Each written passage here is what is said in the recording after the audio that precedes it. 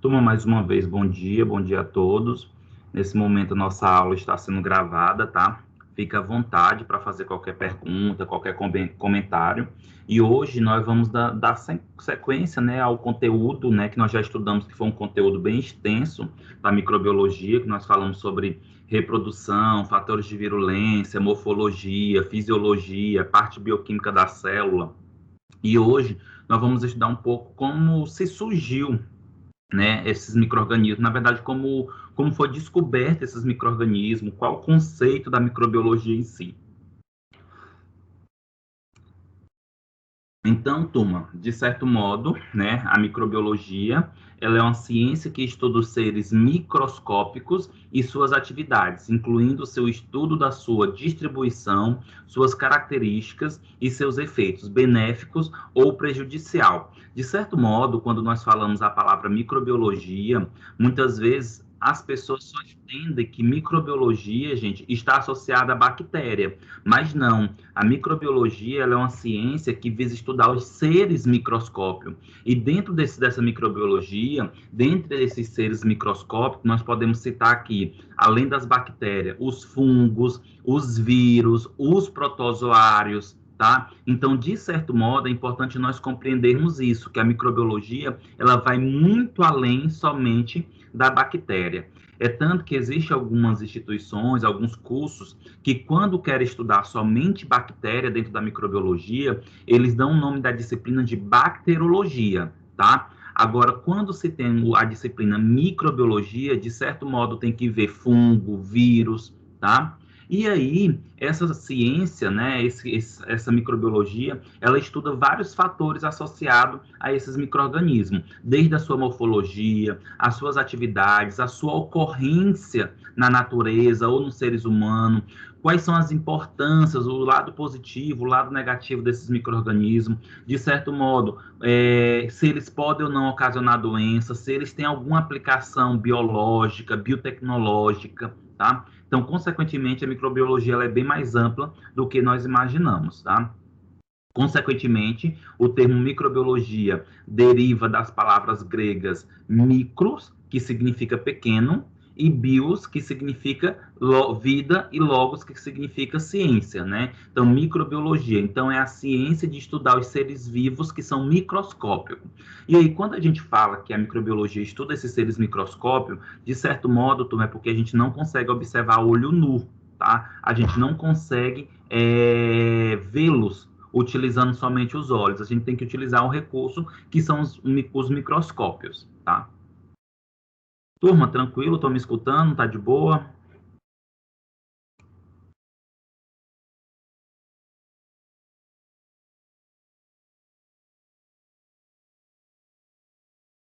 Tá, professor, tá dando. Ótimo, obrigado.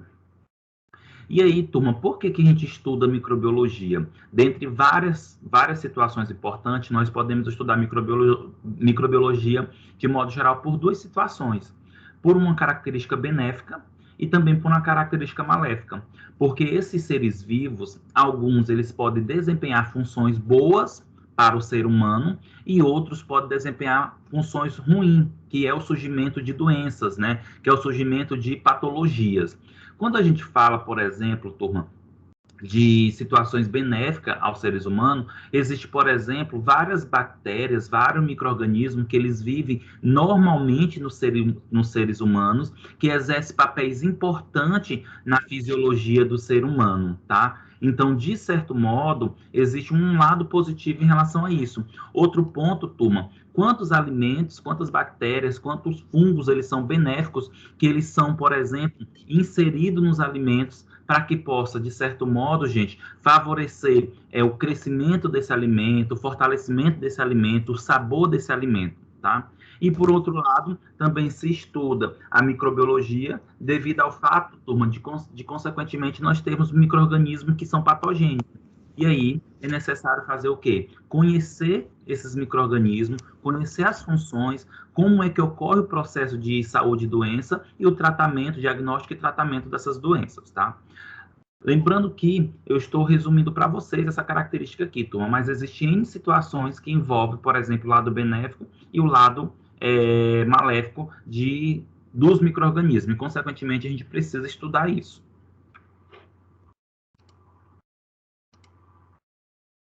Turma, cerca de metade da biomassa do planeta é constituída por micro-organismos, sendo os 50% restantes distribuídos entre plantas e animais. Olha só, turma, basicamente 50% da biomassa do planeta é constituído por micro-organismos. Gente, o micro-organismo ele está em todos os locais. Ele está na nossa pele, ele está dentro do nosso organismo, ele está no nosso ar, ele está na superfície de bancada, ele está no celular que você está usando, está na tela de computador, está na água do mar, na água do rio, está no espaço. Tá? Então, os micro-organismos, aí quando eu falo micro-organismo, turma, eu não estou me referindo somente à bactéria, tá? Estou me referindo a fungos, a protozoários. Então, de certo modo, quando falamos em micro-organismo, ele está em todas as partes. Por isso que, de certo modo, ele constitui uma grande parte aí da biomassa do planeta. Aí vocês imaginam, gente, se eu estou dizendo que em relação a plantas e animais, os micro-organismos é o que tem maior quantidade, agora tu imagina a quantidade de plantas que tem no nosso planeta. Imagina a quantidade de matas que existe no nosso planeta. Mas mesmo assim ainda existe mais organismo do que plantas, por exemplo. E aí, turma, isso é bastante importante, porque quando a gente fala da quantidade de micro-organismos, a gente percebe que nós não estudamos basicamente quase nada sobre esses micro-organismos. Quantos micro-organismos talvez nunca foram descobertos? Quantos micro-organismos talvez tenham aí favoreça a produção de substâncias que têm efeito contra o câncer, que tem efeito contra o HIV? Então, de certo modo, é importante nós compreendermos que a gente precisa estudar cada vez mais os micro-organismos, porque eles são fontes biotecnológicas, eles são fontes importantes de interesse na área de alimentar, na área industrial, na área medicamentosa, tá? E, consequentemente, gente, os micro-organismos, eles são importantes para a sobrevivência dos seres humanos, de plantas e animais. Quando eu falo que os micro-organismos, eles ajudam na sobrevida de humanos, plantas e animais, porque existem muitos micro-organismos que eles fazem parte, turma, de certo modo, eles fazem parte, de certo modo, da constituição do corpo, que ajuda em alguns aspectos aí. Por exemplo, turma, a mulher, né, a região vaginal da mulher, ela precisa ser ácida, tá? Por que ela precisa ser ácida? Porque o pH sendo ácido na região vaginal, consequentemente, vai proteger as mulheres de possíveis infecções por outros micro-organismos, já que a região vaginal ela é ácida. Contudo, turma, para isso acontecer, a região vaginal ficar ácida, geralmente existem bactérias, que nós chamamos de lactobacilos, que está presente na flora vaginal, que tem a capacidade de consumir um composto chamado glicogênio, e esse composto, quando ele é consumido, ele faz com que a região vaginal da mulher fique com pH ácido. E aí, se fica com pH ácido, consequentemente, protege aí a região vaginal. Olha só, o tanto que isso é importante, por exemplo, para a mulher, tá? Então, é só para vocês entenderem um dos exemplos, gente, que isso ajuda na sobrevida, na qualidade de vida, né? Consequentemente, olha só, isso que eu falei para vocês também estão relacionados ao quê? Infecções primárias e secundárias, né? De certo modo, os micro-organismos, eles podem impedir aí essas infecções primárias e secundárias. Os micro-organismos, turma, de certo modo, eles podem ajudar na reciclagem de resíduos. Existem micro-organismos que podem, turma, favorecer o processo de deterioração, tá? Quando eu falo esse processo de deterioração, seria o processo de decomposição desses resíduos, tá? Existe micro-organismos que ajudam aí na produção de antibióticos, de vitaminas e outras substâncias. Um exemplo bem clássico, gente, a maioria dos antibióticos são produzidos por micro-organismos. Um dos antibióticos mais conhecido popularmente é a bezetacil, né? E aí, quando a gente fala nessa bezetacil, que é a penicilina ela veio a partir de um fungo, o fungo penicílio, tá? E aí, a partir desse momento, vários antibióticos começaram a ser descobertos a partir de outros micro-organismos. Os micro-organismos, turma, eles podem ser encontrados na indústria de alimentos e combustível, por exemplo, na produção do etanol. Um dos mecanismos de produção de etanol, gente, consequentemente, né, do biodiesel, que está associado aí ao etanol, consequentemente, turma, está associado aí à fermentação por micro-organismo, tá? E quando a gente fala em indústria de alimentos, é a presença de micro-organismo aí na indústria de alimentos, na produção de alimentos, na fermentação de alimentos. Exemplo, quantos queijos, turma? Esses queijos, de certo modo, eles são fermentados, eles têm a presença de fungo para dar gosto, por exemplo. O gorgonzola, que é um dos queijos bastante conhecido aí, utilizado aí para fazer, né, filé ao molho gorgonzola, por exemplo. O gorgonzola, ele tem aquele sabor mais azedo por causa da presença do fungo, tá? E, consequentemente, as bactérias podem estar associadas, gente, à engenharia genética, né? O que seria essa engenharia genética? As bactérias podem ajudar na produção de medicamento, na descoberta de novas doenças, na resolução de novas doenças, porque pode-se utilizar, por exemplo, bactérias como associada a estudos de desenvolvimento e resolução de doenças.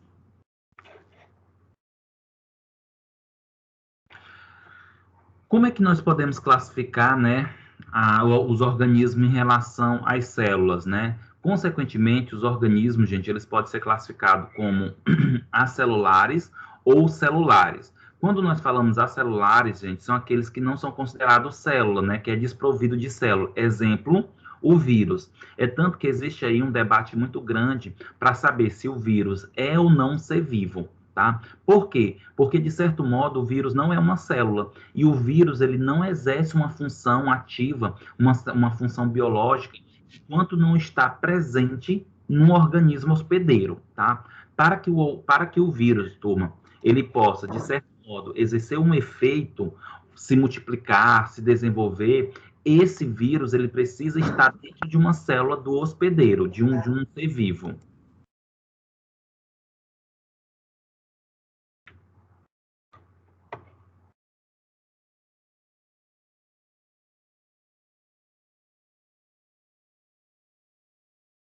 E aí, turma, nós temos aí os seres vivos, né, que de certo modo são considerados aí celulares. O que seriam esses seres vivos celulares? São seres vivos, turma, que são constituídos de célula, né? Que de certo modo eles podem ser classificados como procariontes e eucariontes, que inclusive nós já falamos sobre isso, né? Mas só relembrando, né? Os procariônicos são seres unicelulares, ou seja, de certo modo, são formados por uma única célula que não possui um núcleo organizado, tá? Ou seja, não tem um núcleo, dentro desse núcleo tem um material genético. Geralmente esse material genético ele é disperso no citoplasma. Enquanto que aí nós podemos dar exemplo, turma, as bactérias e as cianobactérias. Inclusive, nós já estudamos sobre as células procariônicas e essas características celulares, tá? E os seres vivos que são celulares, eles também podem ser considerados eucariôticos. O que são seres eucariôticos? São seres unicelulares que possuem núcleo organizado. O que seria esses núcleos organizados? Significa que, de certo modo, são seres que têm o núcleo, o material genético recoberto por uma membrana nuclear, ou seja, está dentro de um núcleo, certo? Consequentemente, nós podemos citar alguns protozoários e algumas algas. Como também, gente, existem seres eucariôticos que são pluricelulares. Quando a gente fala pluricelulares, é que ele é constituído por várias células eucariôticas. Entre essas várias células eucariôticas, nós podemos citar os animais, inclusive nós, tá? Os seres humanos são seres eucariôticos, como algumas células, como também vegetais, né, plantas e outros.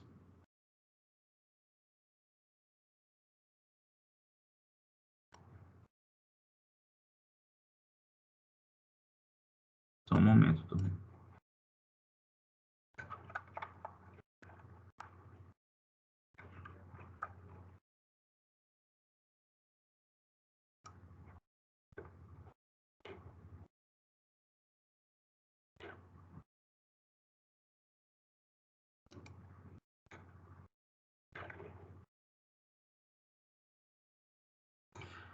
Então, turma, só para vocês terem ideia, né, quando se associa já o nosso organismo e os micro-organismos, né? Gente, o corpo humano, ele contém normalmente bilhões de micro-organismos, tá?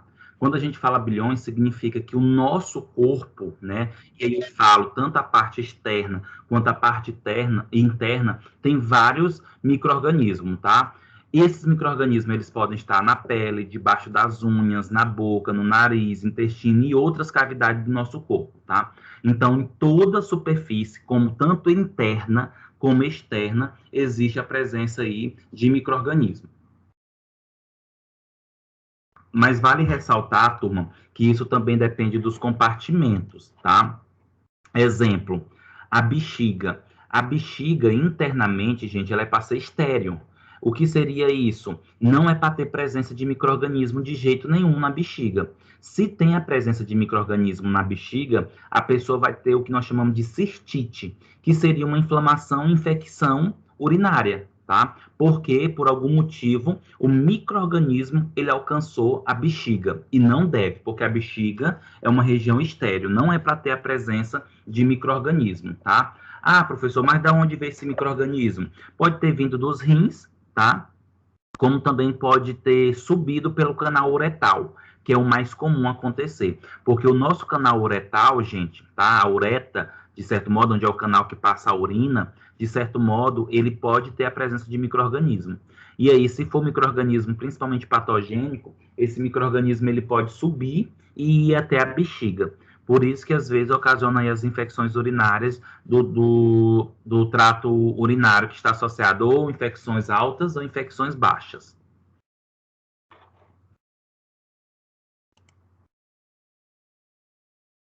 Como eu falei para vocês, turma, quando a gente fala da biomassa terrestre, né? Quando eu falo biomassa terrestre, turma, eu estou falando da massa, né? Que está associado aos seres vivos. Por isso que a gente fala biomassa. Eu não estou contabilizando, por exemplo, a água, eu não estou contabilizando o solo, tá? Eu estou falando dos seres vivos. Quando a gente fala em biomassa, eu estou falando dos seres vivos. Então, a biomassa terrestre, né, como já falei anteriormente para vocês, se por acaso a gente for colocar em números, pegando todos os animais, inclusive o ser humano, 15% da biomassa, do peso da biomassa terrestre é constituído por animais. 35% por plantas e 50% é constituído por micro-organismo. Só para vocês terem ideia da quantidade de micro-organismo que existe.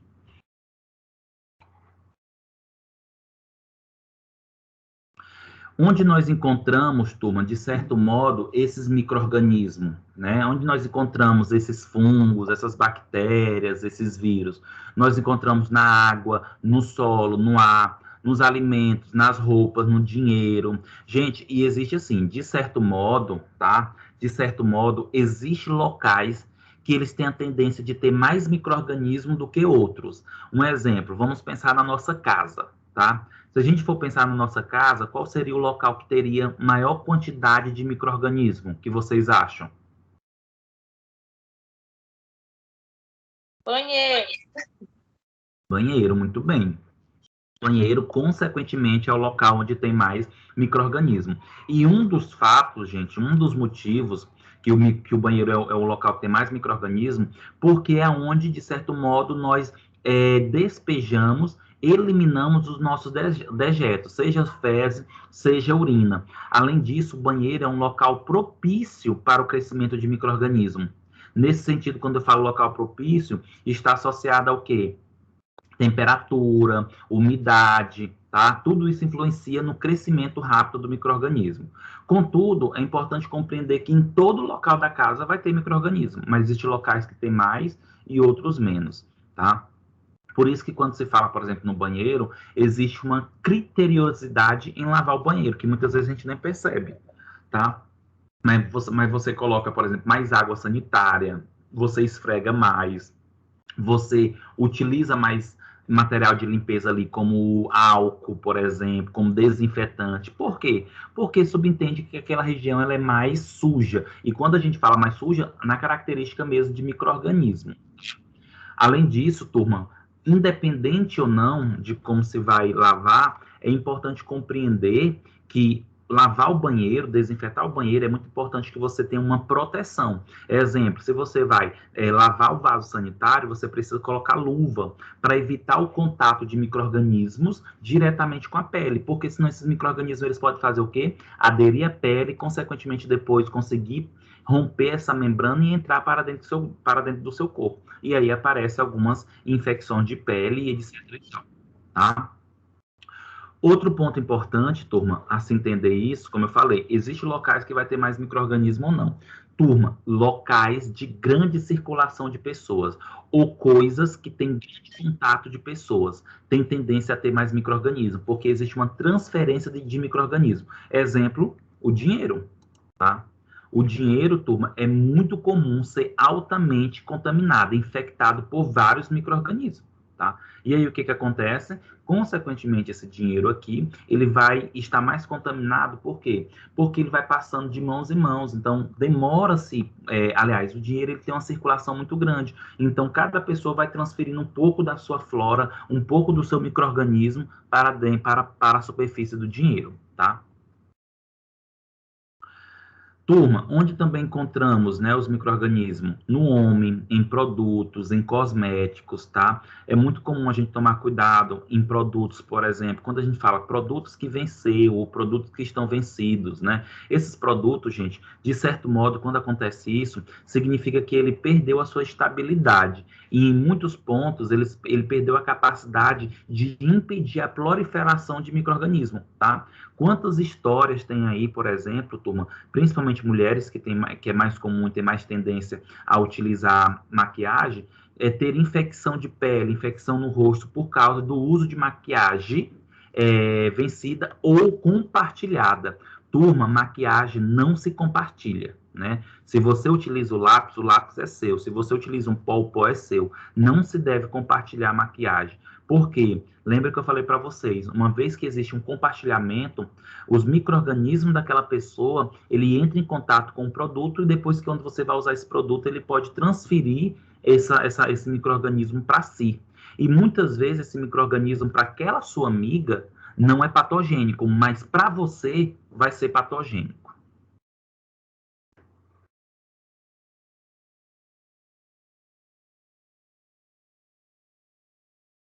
Turma, só para vocês terem uma ideia, né? Por exemplo, no solo existe em torno de 1 bilhão, né, em torno de 1 bilhão de micro-organismos por grama, tá? Então é muito micro-organismo. A água contaminada tem em torno de 10 milhões de micro-organismos na água contaminada. Em superfícies ou utensílios. Quando a gente fala em superfície ou utensílio, a gente está falando de, por exemplo, de bancada, de caneta, de dinheiro, tudo que é uma superfície ou utensílio, tá? Pode ter em torno, gente, de 100 mil micro-organismos ou 100 mil células por centímetro quadrado de micro-organismo, tá? E a pele, turma, ela tem em torno de 1 milhão por centímetro quadrado de micro-organismo. Então, aonde você vê no seu corpo, você tem micro-organismo, tá? Ah, mas por que eu não estou tendo doença, já que eu tenho micro-organismo constantemente no meu corpo? Porque esse micro-organismo, ele faz parte da sua flora corporal. Então, ele acaba sendo benéfico para você. Mas entenda também uma coisa. Muitas vezes, esse micro-organismo que está, por exemplo, na sua pele, ele pode favorecer uma doença, tá? Por que ele pode favorecer uma doença? Porque esse micro-organismo ele conseguiu se desenvolver mais do que ele deveria. Porque o nosso corpo, turma, ele tem mecanismo de minimizar o crescimento da bactéria, dos micro-organismos. Só que, por exemplo, quando você está com um sistema imunológico baixo, Aquele micro-organismo que não era patogênico, ele pode passar a ser patogênico, porque o teu sistema imunológico não consegue controlar o crescimento dele. E aí, consequentemente, você vai ter uma infecção, tá? Vou dar um exemplo bem clássico para vocês. Uma das bactérias que está associada ao furúnculo, que eu acho que todo mundo aqui já ouviu falar, ou já teve, né, que é muito comum. O furúnculo, gente, ele é ocasionado pelo Staphylococcus aureus, tá? Um dos micro-organismos que leva o furúnculo é o Staphylococcus aureus. Mas, turma, o Staphylococcus aureus é uma bactéria que está presente na nossa pele. Se está presente na nossa pele, por que a gente não está o tempo todo tendo furúnculo? Porque o nosso corpo consegue controlar essa bactéria, o desenvolvimento dessa bactéria. Mas quando nós estamos com o sistema imunológico baixo, existe a possibilidade dessa bactéria crescer mais do que deveria e consequentemente, levar à formação aí do furúnculo.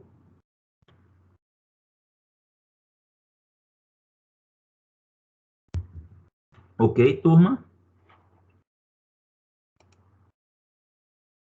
Ok. Certo. E aí, gente, olha só, nós conversamos, né, nas aulas anteriores sobre a reprodução das bactérias, né, que geralmente as bactérias, elas se dividem por fisão ou divisão binária, né, que é aquela divisão onde um micro-organismo dá origem a dois, 2 a 4, 4 a 8, 8 a 16, 16 a 32 e assim por diante, tá? Olha só, gente, a cada 20 minutos, uma célula se divide em duas. Olha só, turma. A cada 20 minutos, uma bactéria se divide em duas células, né? Uma célula bacteriana se divide em duas células bacterianas. Gente, se nós temos 500 bactérias, em 5 horas nós vamos ter 16 milhões de bactérias no nosso corpo. E isso esse dado que eu estou trazendo para vocês, turma, é um dado real, tá? É o que acontece. Então, nós estamos o tempo todo tendo aí a produção desses micro-organismos, a reprodução desses micro-organismos, tá? E lembra, né, a história que eu comentei para vocês. Muito desses micro-organismos, eles são benéficos, eles são importantes, precisa estar presente aí no nosso organismo para exercer algumas funções importantíssimas. Vou dar um exemplo bem clássico para vocês, né, para a gente esquentar aqui o nosso conteúdo. Vocês já ouviram dizer que o antibiótico, ele corta o efeito do anticoncepcional? Vocês já ouviram falar sobre isso? Principalmente as mulheres que utilizam anticoncepcional? E realmente corta. Corta, e realmente, na verdade, não é que corta o efeito, diminui o efeito do anticoncepcional. É isso que a gente tem que entender. Só que entenda, gente, olha só. O efeito do anticoncepcional, geralmente, para que se utiliza o anticoncepcional? Geralmente, utilizo o anticoncepcional, turma, como contraceptivo, tá?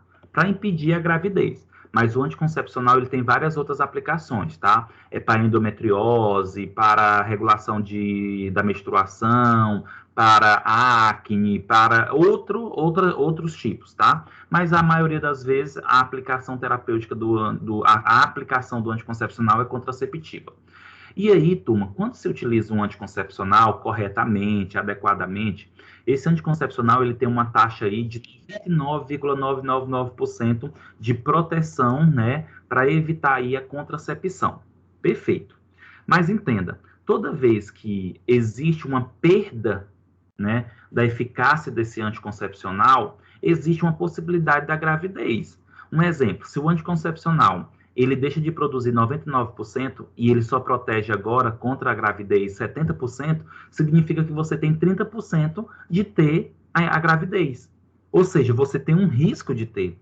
E o anticoncepcional oral, gente, na verdade, os anticoncepcionais, de certo modo, eles podem favorecer a diminuição desse efeito contraceptivo. Como? Tá? Principalmente, na verdade, as mulheres que ingerem anticoncepcional oral, tá? O que vai acontecer o anticoncepcional? Vai lá para o estômago, vai lá para o intestino.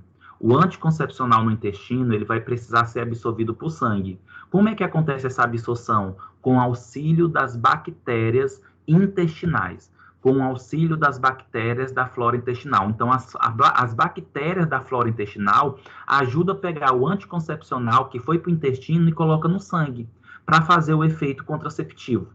Quando a pessoa utiliza, por exemplo, um antibiótico, o que esse antibiótico ele pode fazer?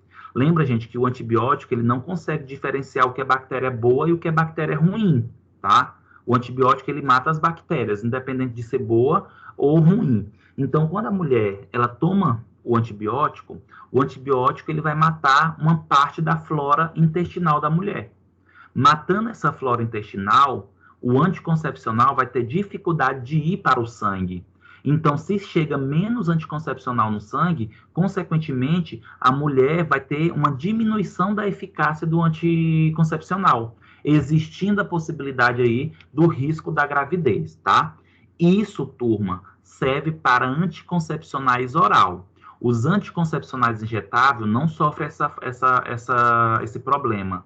Por quê? Porque o anticoncepcional injetável ele é administrado no músculo para depois cair na corrente sanguínea. Não tem nada a ver com bactérias no intestino, tá? Ficou claro, turma, isso para vocês? Professor. Mas, assim, em termos de tanto para um quanto para outro, tanto para injetável quanto para de uso oral, vai perdendo efeito da mesma forma, né? No caso, com o uso antibiótico? Não. O antibiótico ele não corta o efeito e nem diminui o efeito dos anticoncepcionais injetáveis. Por quê, Luana? Os anticoncepcionais injetáveis, eles são administrados no músculo. E aí, uma vez que é administrado no músculo, o anticoncepcional injetável ele vai sendo absorvido pelos capilares ao redor do músculo, facilmente. Não tem nada a ver com bactéria. Já o anticoncepcional oral, para ser absorvido, ele precisa da ajuda das bactérias. Já o injetável não precisa. Por isso que fala, o que perde efeito é o anticoncepcional oral, não é o injetável. E, professor, outra dúvida. E quando se trata, exemplo, daquelas pomadas ou creme vaginais que são antibiótico, no caso de uso local, né? Porque, assim, eu trabalho em farmácia também, e, assim, muitos clientes perguntam muito sobre isso, né? Se corta, se não corta. É assim, na minha concepção, até onde eu fiz curso, né, para atender de farmácia, quando se trata de uso local, não corta. Não corta. Por exemplo, se a pessoa está utilizando uma pomada vaginal, um creme vaginal, e ela tiver que utilizar um anticoncepcional, é isso, não vai cortar, porque o efeito do antibiótico é local, na mucosa, é no tecido. Então, ele não vai ser absorvido para ir para o intestino e matar as bactérias, tá? Então, não vai cortar o efeito, não. Ah, entendi. Obrigada, professor. De nada. E aí, só complementando isso que eu falei para vocês, turma, talvez vocês possam se questionar, tá, professor? E aí tem uma mulher que ela usa anticoncepcional e está com infecção. E aí vai ter que utilizar o antibiótico. Ela vai deixar de tomar o anticoncepcional? Não. Ela vai deixar de tomar o antibiótico? Não, porque ela também está com infecção. E o que se faz nesse caso? Segunda barreira de proteção. O uso da camisinha enquanto faz o tratamento com o antibiótico, tá? Para ter maior segurança. Então, e se não quiser? Se não quiser, vai correr o risco, ou então vai ter que tomar aí as pílulas do dia seguinte, as pílulas dia D, pós-love, para evitar a contracepção. O problema aí maior é porque você vai estar com uma sobrecarga hormonal no seu corpo, tá? Oi, Isolda. Professor, e se a mulher tiver tendo o tratamento do anticoncepcional e quiser usar a pílula do dia seguinte, vai relacionar alguma coisa? Vai cortar alguma coisa? Não corta o efeito. Você usar anticoncepcional e usar a pílula do dia seguinte não corta o efeito. O problema que acontece é que você vai ter uma sobrecarga hormonal. Você já está tomando, o indivíduo já está tomando uma dose hormonal por dia. Mas a pílula do dia seguinte é quase que o quíntuplo dessa dose. Então, o que vai acontecer com a mulher? possivelmente ela vai ter uma desregulação hormonal que vai influenciar na menstruação. Essa menstruação ela pode vir mais intensa, ela pode demorar mais tempo, tá? Aí as mulheres vão sentir alguns problemas associados a hormônios, como, por exemplo, aumento da temperatura corporal, enjoo, dores de cabeça, mas cortar o efeito não corta. Tá bom, obrigada.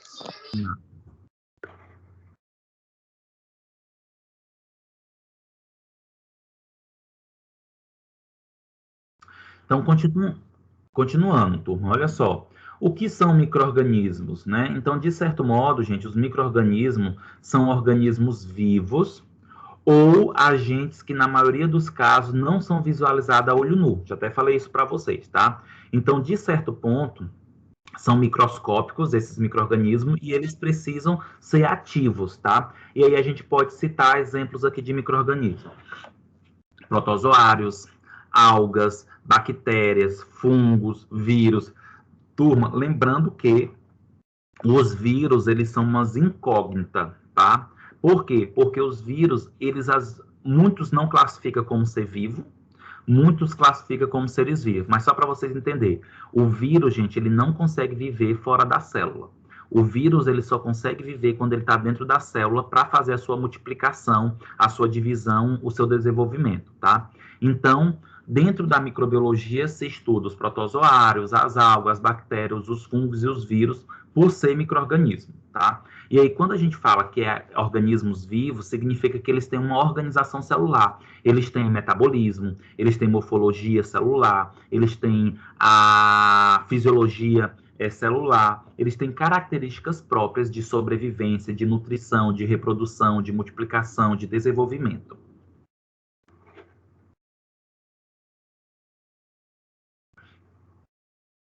E aí, turma, dentre os micro-organismos existentes, estudaremos o quê? Bactérias, vírus, fungos e, rapidamente, protozoários, até porque vocês terão uma disciplina específica voltada para protozoários, que é a parasitologia, tá? Que é a disciplina de IP, né? Doenças infecciosas e parasitárias, tá? Mas, então, o nosso foco principal dessa disciplina, né?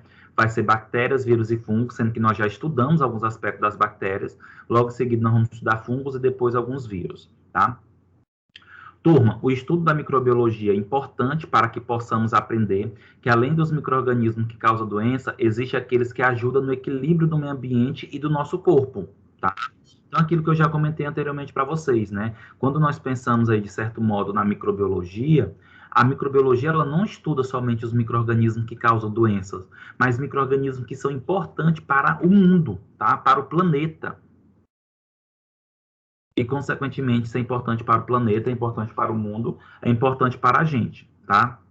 E aí, turma, independente dos micro-organismos, tá? Se é protozoário, se é bactéria, se é fungo, nós temos uma diversidade de micro-organismos, tá? Quando eu falo essa diversidade, eu estou me referindo ao quê?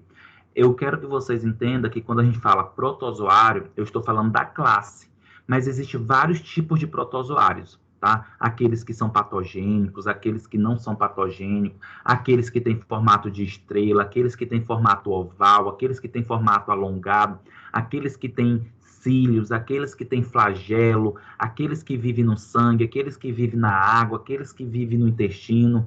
Então, nós temos uma diversidade de micro-organismos, independente de qual seja. Nós também temos, turma, uma diversidade de algas, tá? E aí aqui nesses slides eu vou mostrando algumas imagens de algas, tá? Como no outro também eu mostrei algumas imagens de protozoário. E é importante, turma, não sei se vocês conseguem observar nessas imagens, mas basicamente todos esses micro-organismos, eles se diferenciam um do outro. Mesmo ele sendo protozoário, ele se diferencia de outros protozoários. E isso é muito importante, porque é desta maneira que nós conseguimos, por exemplo, identificar o que é o quê, tá? As algas do mesmo jeito, tá, gente? Lembrando que a alga é um micro-organismo, a alga é um ser unicelular que tem funções propriamente, tem características importantes associadas a elas, tá?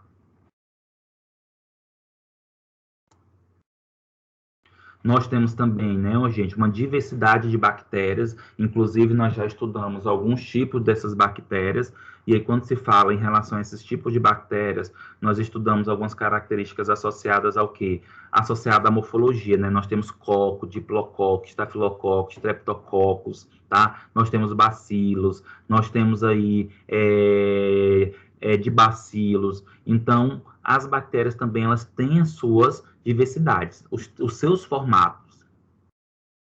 Da mesma maneira que os fungos também têm os seus formatos associados, tá? Então, nós temos várias características nesse contexto aí. Da mesma maneira, gente, que os vírus, tá? Então, quando a gente pensa nos vírus, aí fala assim, vírus do HIV, vírus da febre amarela, vírus da Covid-19. Apesar de a gente estar falando que é um vírus, mas eles têm morfologia, eles têm formato, eles têm materiais genéticos diferentes um do outro, tá? Por isso que a gente fala diversidade. Quando a gente se refere nessa característica, a gente fala aí de diversidades associado a esses micro-organismos. E isso é importante pelo que eu já falei. É importante porque a gente consegue diferenciar os micro-organismos em si, tá? Turma, eu vou pedir 5 minutos para vocês, tá? Rapidão. Só para mim ver que o grupo da sala de professores que está tendo uma demanda. Só um momento, 5 minutinhos.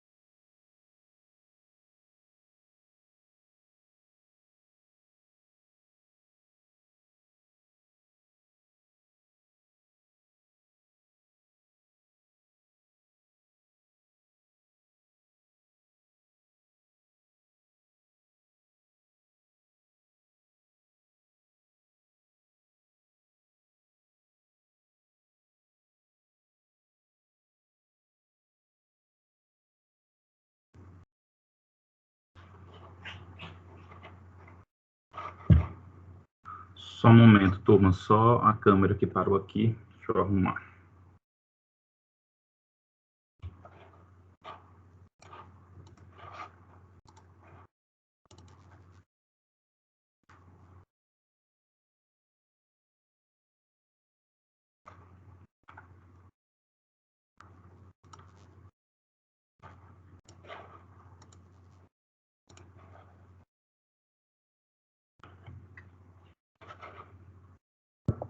Pronto, turma.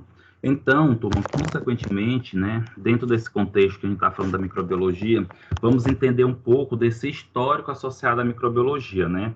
Como é que surgiu, quem foi que descobriu, como foram os primeiros microscópios, tá? Então, de certo modo, alguns pontos importantes. Olha só, as primeiras observações, nós vamos estudar a teoria da geração espontânea e biogênese, a idade de ouro da microbiologia e a microbiologia presente.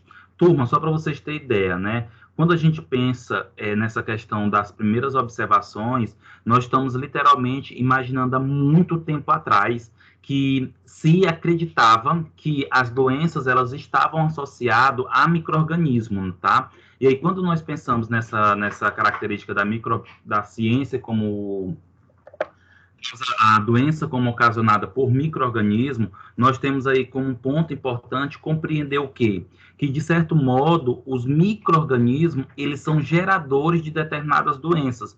Por exemplo, se vocês observam nessa imagem, né, no slide 18 aí, tá aqui, ó, Lister, né, que foi um médico, ele já sugeriu em 1867 as primeiras cirurgias assépticas, já era realizada. E aí, quando a gente fala, por exemplo, nessas primeiras cirurgias assépticas, o que isso nos refere? O que isso nos diz? Que nesse período aqui já tinha em mente, turma, que de certo modo o nosso corpo, ele poderia, por exemplo, ter micro-organismo, como também outras pessoas teriam micro-organismos que poderia ser passado para o paciente. Então, olha só, gente, pensando nessas primeiras constatações, né? Pensando nessas primeiras características e observações dos micro-organismos, nós temos aqui alguns históricos. Por exemplo, os egípcios, tá? Protegia tumbas com esporos de aspergilo, tá? Então, o que seria isso? Quando fala assim, os egípcios protegiam tumba com esporo de aspergilo. Aspergilo, gente, é um tipo de fungo, tá? E os esporos desse fungo é altamente resistente. Então, quando os egípcios eles protegiam as tumbas com esporo de aspergilo, o que se entendia? Que ia dar mais resistência e sobrevida para as tumbas, tá? E, além disso, outra coisa, já tem um micro-organismo ali, já tem um fungo ali. Consequentemente, outros micro-organismos que fossem tentar deteriorar aquela tumba, iria ter dificuldade, porque ele teria que competir com esse micro-organismo, que no caso seria o aspergilo, tá? Gente, na própria Bíblia, né, está aí relatando a presença de micro-organismo. Olha só, no livro dos Números, que é datado, gente, de 1000 anos antes de Cristo, e no Deuteronômio, que é datado de 600 anos antes de Cristo, já tem relatos sobre micro-organismos. Um exemplo no livro dos Números, né, que é datado de 1000 anos antes de Cristo, tem dizendo a descrição da lepra. Gente, a lepra é hoje o que nós conhecemos aí como hanseníase. É ocasionado por uma bactéria, é ocasionado por uma micobactéria chamada Mycobacterium leprae, tá? Então, olha só, já existia, já se falava nos micro-organismos. No Deuteronômio está dizendo aqui, proibição do consumo de certas carnes, tá? Que isso, inclusive, leva a algumas interpretações errôneas, tá? Da Bíblia. Contudo, quando a gente fala assim, proibição do consumo de certas carnes, se refere o quê? Porque tem certas carnes que têm tendência a ter mais micro-organismo, e isso levar a infecções, tá? Gente, na Grécia, aproximadamente 400 anos antes de Cristo, né, Tucídides verificou que os pacientes que sobreviviam à praga ficavam protegidos e podiam cuidar dos doentes. Olha só o que é interessante aqui, turma. Aproximadamente 400 anos antes de Cristo, né, na época da praga, consequentemente, aqueles indivíduos que ficavam doentes, não morriam, eles podiam cuidar de outros doentes, porque eles ficavam o quê? Protegidos. Isso daqui já está associado, gente, à imunidade, né? Então, 400 anos antes de Cristo, já se começava a entender um pouco de imunidade, de proteção a partir da exposição.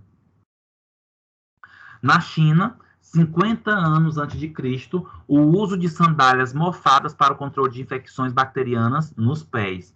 Olha o que é interessante aqui, turma. Vê se vocês conseguem entender o que se diz esse texto. Na China, 50 anos antes de Cristo, eles pegavam, gente, sandálias que tinham mofo, tá? Sandálias que era mofada, sandálias velhas, sandálias que tinham mofo, como se fosse aquele mofo do pão.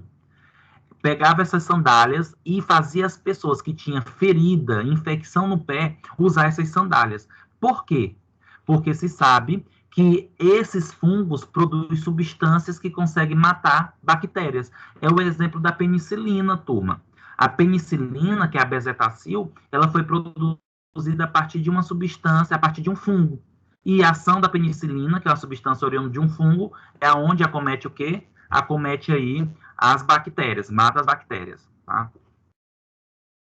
Na Roma, 100 anos depois de Cristo, Varros propôs que diminutas criaturas entravam no corpo e causavam doenças.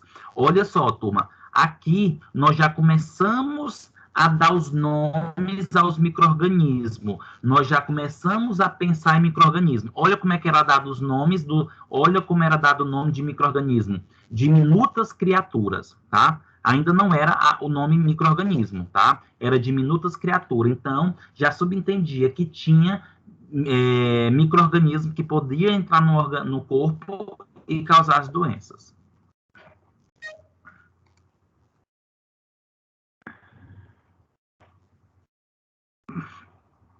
Turma, vamos pensar aí na praga, né?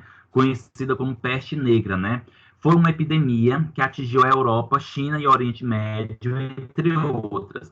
Em 1347, né, na famosa Idade Média, e peste matou 1/3 da população europeia, destruindo uma brilhante civilização. Turma, quantas pessoas morreram?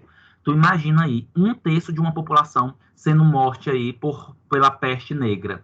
E aí, um ponto importante aqui, associado à peste negra. Significa o quê, turma? Ela demora muito a abrir a boca. Todas as classes sociais foram afetadas.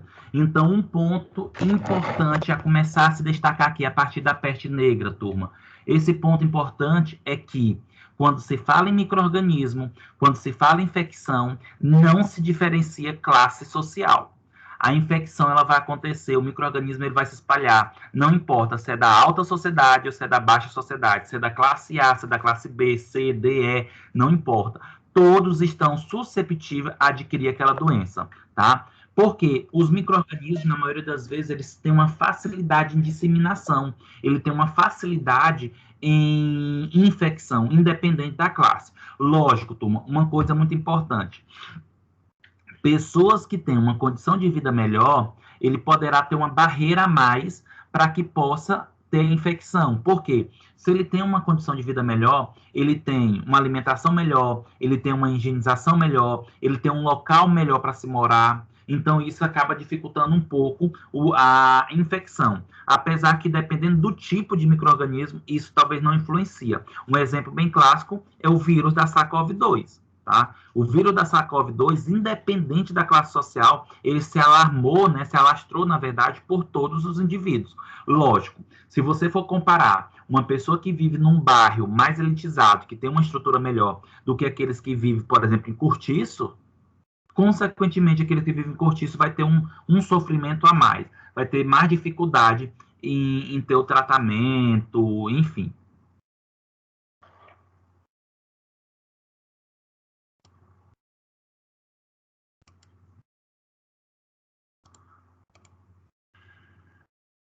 Turma, isso daqui, nesse slide, né, tem assim, a seguir, assassinos microscópicos. Isso daqui é um vídeo, né, que tem na National Geographic, que quem tiver assinatura ou poder assistir, é muito interessante, né, assassinos microscópicos. São micro-organismos que são considerados verdadeiros assassinos, que levam à morte facilmente, tá? Então, assim, Quem tiver a possibilidade depois, é rapidão esse vídeo, né? É uma série muito boa, que vai falando de alguns micro-organismos que têm a capacidade de matar populações rapidamente.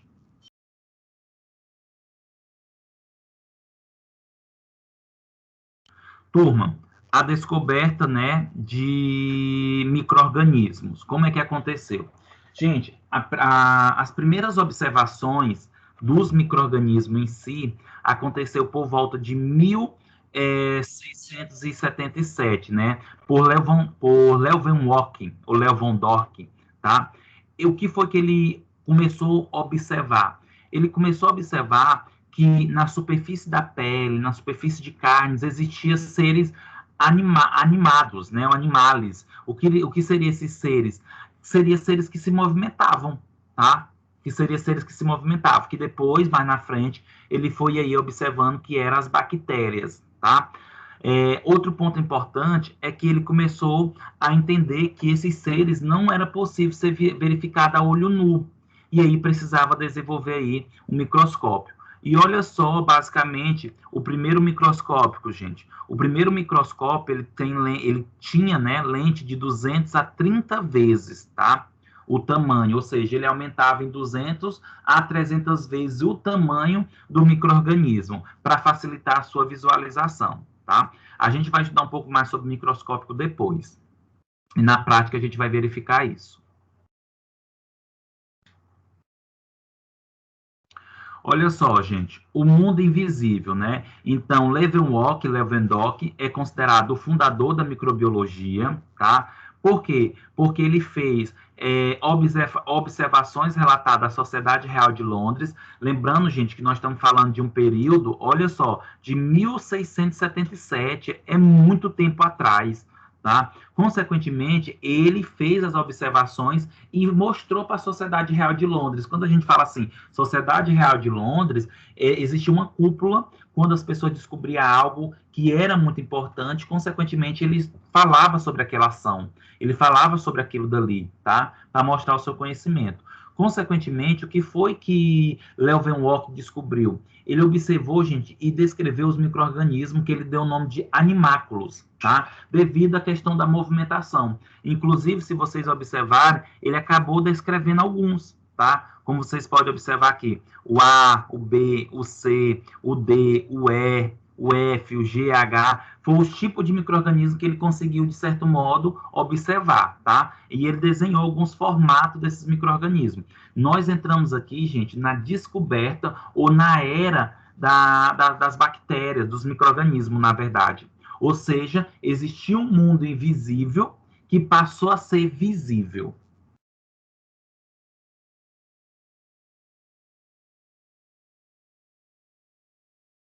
Turma, consequentemente, né, os pioneiros, né, nós temos aqui, né, os microscópios, como vocês podem observar, tá? Como vocês podem observar, observa que Leeuwenhoek, né, que é Anthony van Leeuwenhoek, ele criou mais de 500 microscópios e usou lentes duplas, né? Então, assim, ele ia criando microscópio e, consequentemente, ele ia fazendo o quê?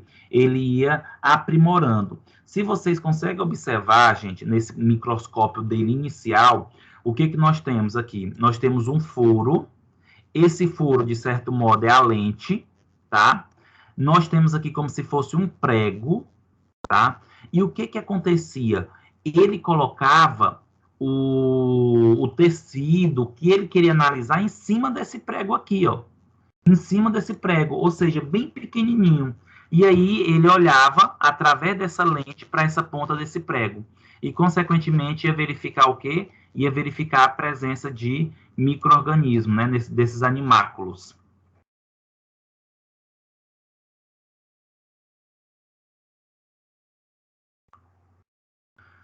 Turma, entre 1683 e 1695, né, o Anthony enviou cartas à Sociedade Real de Londres, fornecendo descrições claras das bactérias em cavidades oral, né? Como eu falei para vocês, inicialmente ele estudou essas bactérias da superfície da pele, e as principais, né, que ele observou foi da cavidade oral.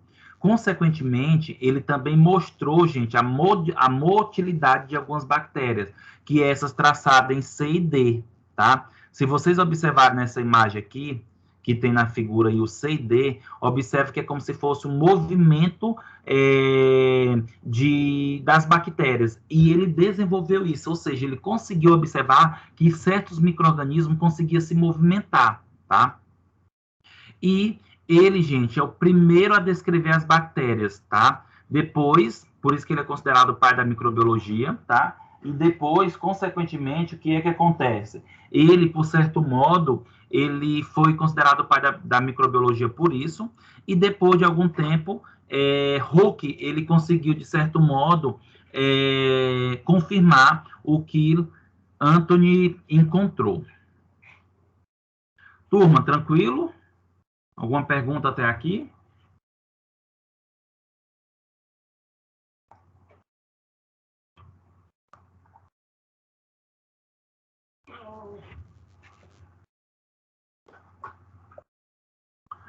Turma, e aí é importante nós começarmos a compreender um aspecto interessante que está associado, por exemplo, à biogênese e à biogênese, que é algumas histórias associadas a micro-organismos. Turma, só um momento.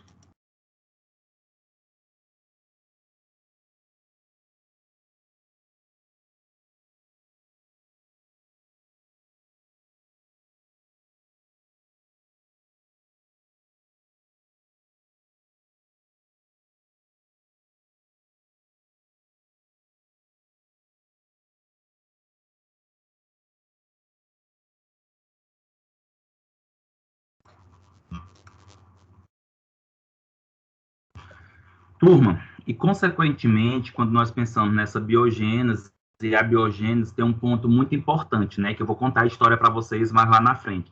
Mas se acreditava, por exemplo, que uma carne, ela se transformava em bicho, né? Porque como não se tinha de certo modo, não se tinha, de certo modo, um conhecimento sobre os micro-organismos, então, quando pegava uma carne e aquela carne estava repleto, por exemplo, de lava, estava repleto de ser vivo, por exemplo, imaginava que do nada, né, aquela carne se transformava num ser vivo. Mas, na verdade, com o tempo, começaram a perceber que não. Se a carne ela tem uma lava, foi porque veio uma mosca e a mosca colocou ali uma lava, um ovo, e se transformou naquela lava, tá? Então, só para vocês entenderem que teve alguns experimentos associados a essa característica, tá? E aí nós temos o que nós chamamos de biogênese e abiogênese, tá? Que é, quando a gente fala biogênese e abiogênese, gente, a gente se refere à origem dos micro-organismos, tá? Então, muitos pesquisadores acreditavam que esses animáculos de Anthony surgiram de objetos inanimados. O que seria isso? Geração espontânea ou abiogênese. O que seria, de certo modo, isso? Seria o que, gente? Que aqueles animáculos, eles surgiam a partir de algo espontâneo. A carne está ali, surge o micro-organismo. Isso é o que nós chamamos de teoria abiogênese, que nós sabemos que hoje não existe isso, tá, turma? A teoria correta é a teoria da biogênese, tá? Que é o quê? É o outras pessoas que defendiam que os seres que era originado, eles vinham de um outro ser de igual espécie, que é a origem da biogênese. Então, por exemplo, se a carne apareceu uma lava, não foi a carne que deu a origem à lava, foi um outro ser, que também é uma lava, que deu origem àquela lava ali. E como é que isso aconteceu? Possivelmente, uma hora que nós não estávamos observando, veio uma lava, pousou ali na carne, colocou os ovos e depois de um tempo aqueles ovos desenvolveram a lava, tá? Então, só para vocês entenderem essas duas teorias, a teoria da biogênese e a teoria da abiogênese, sendo que a teoria que rege é a teoria da biogênese, tá, turma? Que, de certo modo, os seres se originam a partir de um outro ser igual. Ficou claro isso, turma? Ou não?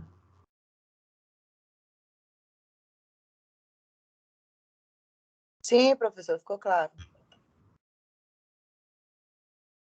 Certo. Olha só, turma, e como é que eles observaram, tá? E como é que eles observaram? Olha o que foi que aconteceu. No século XVII, né, Francesco Redi, ele desenvolveu um experimento para verificar a origem dos micro-organismos. Ele elaborou experiências que, na época, abalaram profundamente a teoria da geração espontânea, né? Lembra que a geração espontânea é a biogênese, tá? Que do nada surge uma coisa, né, um ser vivo de uma coisa, tá? Olha o que foi que ele percebeu, turma. Ele pegou, turma, de certo modo, ele pegou recipientes e colocou, nesses recipientes, ele colocou carne, pedaço de carne. E alguns recipientes, de certo modo, estavam fechados e outros recipientes estavam abertos. O que foi que aconteceu? Ele percebeu que aqueles recipientes que estavam abertos, outro ser vivo ia até nessa carne, como, por exemplo, as moscas. E, consequentemente, essas moscas, elas favoreciam o quê? Elas favoreciam, ela favorecia com que desenvolvesse outras moscas ali naquela carne. Já os recipientes que estavam fechados, consequentemente, não tinha a presença dessas moscas na carne. Consequentemente, a carne continuava intacta. Intacta entre aspas, né, gente? Porque se você deixa uma carne por muito tempo em um recipiente, ela vai desidratar, ela vai desidratando, ela vai ficar com um cheiro, com um odor fétido. Mas, de certo modo, não se aparecia um outro ser. Não se aparecia um outro ser. Então, ele, consequentemente, ele conseguiu comprovar que a geração espontânea não existia. Por isso que isso abalou literalmente a época. Então, a abiogênese não existe. Através desse experimento muito simples, turma. E um exemplo bem clássico, turma, e vocês podem observar, quando você é criança, ou pelo menos isso aconteceu comigo, eu me lembro disso muito bem, que quando minha avó ia colocar, por exemplo, carne no sol para salgar, né, para se tornar carne de sol, quando pedia, por exemplo, algumas vezes para ir buscar aquela carne no sol, que era para guardar, principalmente à noite, tinha algumas carnes que tinha umas lavazinhas, tinha lava. E aquilo me intrigava por quê? Como é que essa lava apareceu nessa carne? Ou seja, como a carne ela não estava protegida, turma, né, que hoje nós sabemos, e se vocês observarem, a maioria dos locais que tem carne de sol, essas carnes de sol ficam dentro de uma tela verde, tá? Por quê? Porque tem que proteger essa carne contra a mosca, porque a mosca pode ir ali, sentar, colocar os ovos e depois virar uma lava na carne, tá? E isso é altamente perigoso, tá, turma? Porque pode levar a contaminações, infecções, doença, tá? E aí, consequentemente, percebe-se o quê? Que quando eu tinha esse pensamento, eu achava que a carne dava lava, mas não. Eu nunca imaginava, né, que existia mosca, que a mosca ia ali e fazia esse papel. Inclusive, turma, isso que eu estou comentando para vocês torna até importante. Eu não sei se você já ouviu falar de uma doença chamada miíase. Não sei se vocês já ouviram falar sobre essa doença, miíase.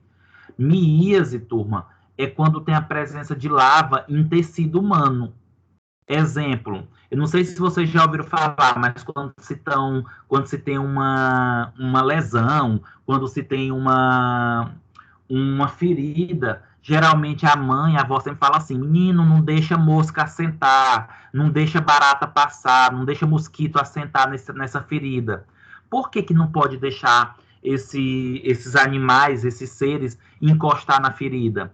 Porque esses seres, principalmente moscas, gente, eles podem colocar ovos e você nem perceber. E aí esses ovos, eles podem virar lava e a lava pode entrar dentro do teu tecido. Inclusive, é muito comum chegar nos hospitais crianças, pessoas com lava no rosto, com lavas na perna, dentro do tecido, porque tinha uma ferida, a lava pousou e, consequentemente, precisa retirar essas lavas. Oi, Daline, pode dizer. Pode falar. Professor, bom dia. Dia. Em relação a essas carnes que ela fica exposta e acaba que, tipo, não tendo uma proteção e acaba que mosca fica pousando. Sim. Aí essa carne, ela vai pro fogo devido a uma temperatura bem grande, ela corre risco de alguma bactéria? Não, possivelmente. Aliás, você está falando da bactéria ou da lava? Da lava, desculpa. Tá? Porque, só um momento. O que que acontece, Daline? A lava, por si só, ela não é resistente à temperatura, tá? Ela não é resistente, então ela acaba morrendo literalmente, ela acaba literalmente favorecendo aí a sua morte. Só que entenda, precisa não é ser frita.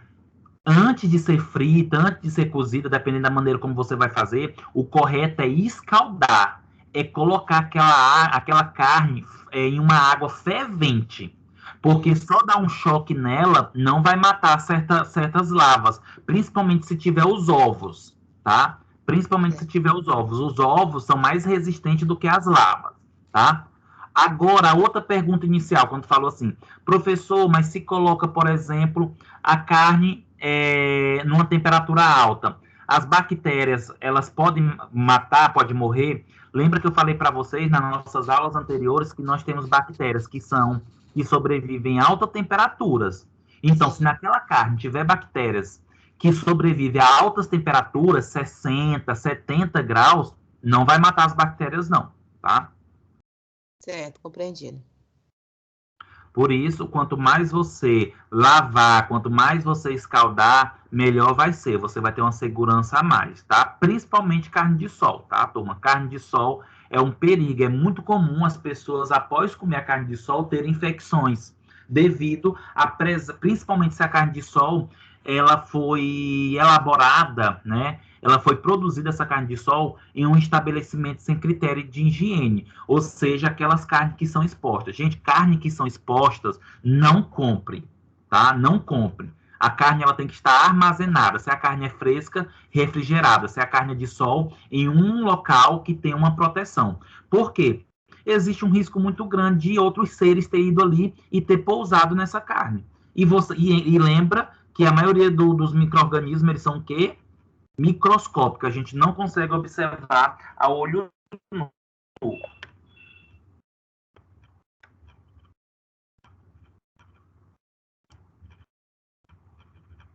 Turma, seguindo essa sequência aqui da biogênese, né, e da abiogênese que nós estamos falando, tá? Consequentemente, olha só o que acontece, tá? Em 1745, John Needham cozinhou pedaços de carne para destruir os micro-organismos pré-existentes e colocou em frasco aberto. Posteriormente, observou colônias de micro-organismos crescentes na carne.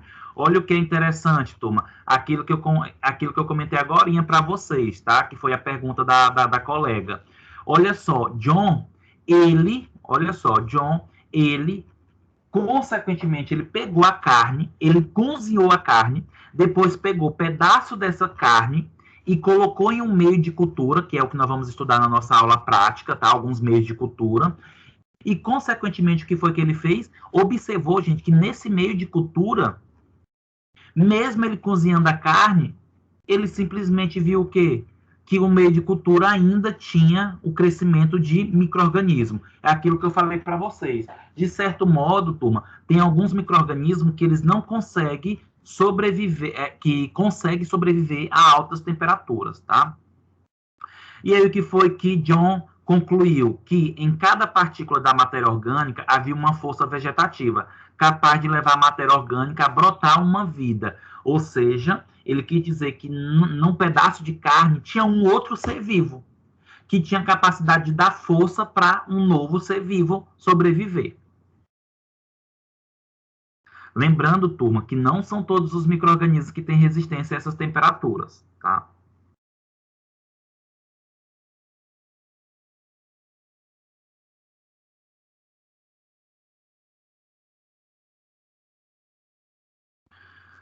Turma, em 1765, né, Abbott Spallanzani, ele concluiu o quê? Que não bastava fechar hermeticamente os frascos contendo as infusões aquecidas, tá? Era importante que o ar acumulado acima do líquido não contivesse animáculos ou germes, tá? Turma, olha só, A partir daqui, nós já começamos a utilizar um outro termo, que é o quê? Germes, tá? Então, quando você escutar o termo germes, significa que, de certo modo, é micro-organismo, tá? Mas olha o que é interessante. Olha o que é interessante aqui, turma. Aqui diz o seguinte, que não basta eu pegar um frasco e fechar esse frasco para proteger contra os micro-organismos. Eu preciso retirar o ar que está dentro do frasco. Por que eu preciso retirar o ar que está dentro do frasco? Porque se no frasco tem ar, esse ar pode ter micro-organismo. Consequentemente, esse micro-organismo presente no ar pode crescer naquele meio, tá? Então, ó, não havia crescimento de micro-organismos nas infusões fervidas quando o ar livre de germes pelo aquecimento penetrava nos frascos. Não sei se você está conseguindo entender, turma, esses experimentos que foram feitos, tá? Então, pegaram 2 frascos, um frasco tinha sido fervido, o produto, tá? Só um momento, turma.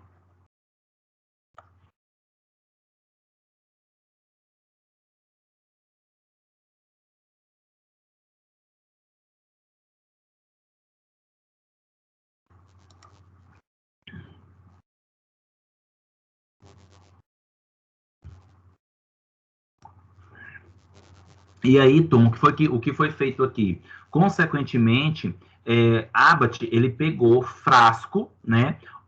Ele ferveu o produto para matar os micro-organismos, e o segundo, ele ferveu o produto, mas desse segundo, ele fechou o frasco e retirou o ar. Daquele primeiro, ele só fechou o ar. Desculpa, ele só fechou o frasco e deixou o ar. Consequentemente, o que foi que aconteceu? No primeiro frasco, cresceu o micro-organismo. E esse micro-organismo, ele cresceu a partir da onde? A partir do ar que ficou. Porque o ar também tem o quê?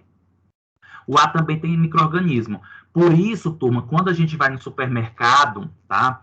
E nós encontramos aqueles alimentos que são embalados a vácuo, isso é importantíssimo. O alimento, ele aumenta a sua sobrevida, tá? Por que o alimento aumenta a sua sobrevida? Porque o ar retirado, ele também sai o micro-organismo. E isso é um ponto importante aí para impedir a deterioração do alimento, tá? Além disso, um dos motivos também de retirar o ar é porque o ar é a eliminação mais rápida dos alimentos. Turma, os seus oponentes, né, ou seja, pesquisadores, cientistas da época, que era oposto a Abbott, eles disseram que o aquecimento havia viciado o ar, deixando-o incapaz de vitalizar a matéria orgânica. O que seria isso? Ele quis dizer, gente, que o motivo de não crescer micro-organismo ali era porque o ar tinha sido aquecido, tá? E aí, turma, olha só, consequentemente, dando essa evolução aí e sabendo, e por que eu estou explicando isso para vocês, Tom? Por que eu estou contando essa história para vocês? Para mostrar o surgimento de equipamentos, de materiais importantíssimos para a microbiologia. Falei para vocês aí do microscópio, né? E agora, gente, eu vou falar o quê? Da autoclave. O que foi que percebeu? Nesses estudos que eu estou comentando aqui para vocês, perceberam a importância, por exemplo, turma, de aquecer, de ferver, porque muitos micro-organismos acabam sendo inativados com a temperatura alta, né? E aí o que foi que aconteceu? Nicholas Appert, em 1810, inventou o primeiro autoclave.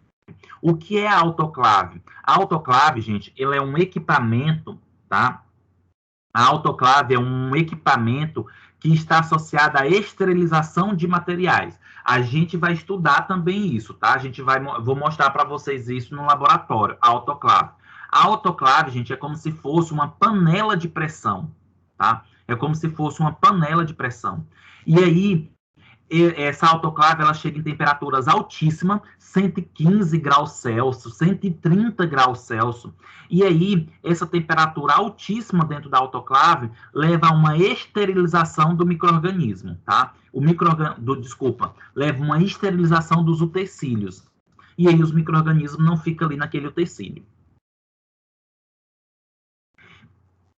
Inclusive, turma, para manusear a autoclave, a pessoa tem que saber, tem que tomar cuidado, porque literalmente há uma pressão enorme dentro dessa autoclave.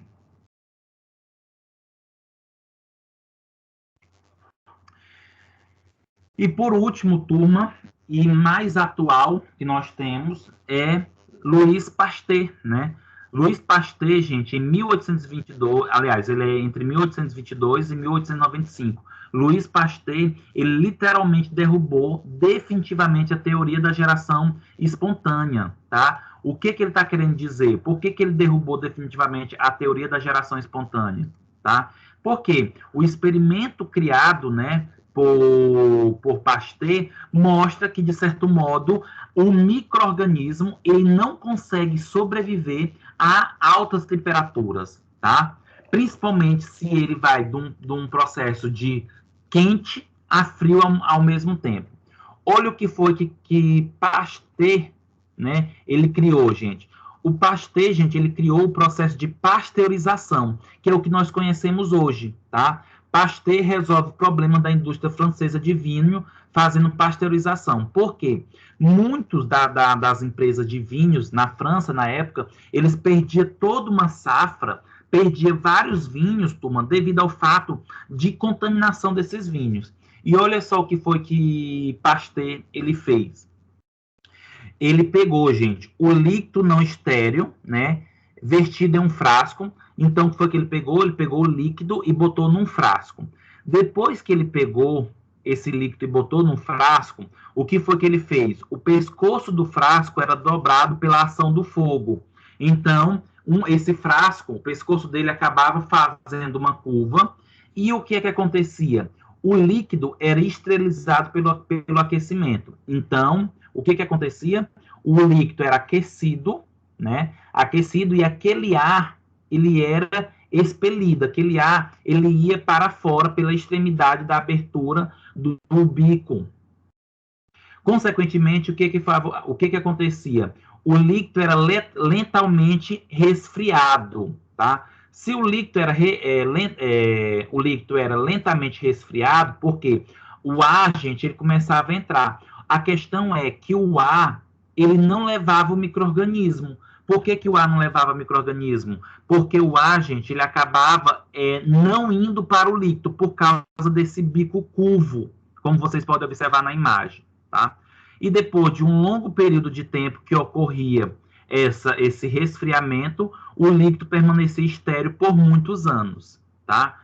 E isso é o que acontece aí com a pasteurização. Quando se fala, por exemplo, turma, leite pasteurizado, tá? Por que o leite pasteurizado é um leite bom? Por que o leite pasteurizado é um leite que demora a perder a sua qualidade, de vencer, né? Que não tem micro-organismo? Porque acontece esse processo de pasteurização. Aquece primeiro e depois resfria. E esse resfriamento impede a entrada de micro-organismo. E aí aquele líquido, ele tem uma qualidade. Aquele líquido, ele tem uma sobrevivência contra os micro-organismos.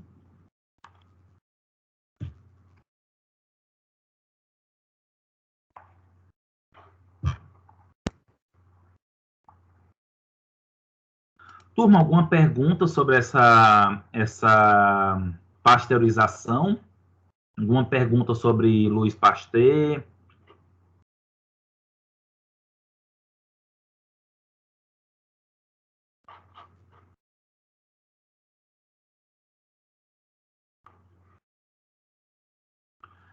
Turma, consequentemente, né, o que foi que aconteceu? Louis Pasteur, ele quebrou a teoria da abiogênese e mostrou que, literalmente, para que um produto se desenvolva em outro, ou para que um produto ele tenha um ser vivo, tem que ser a teoria da biogênese, tá? E a partir daí, nós temos aí alguns pontos importantíssimos, que surgiu a teoria microbiana das doenças.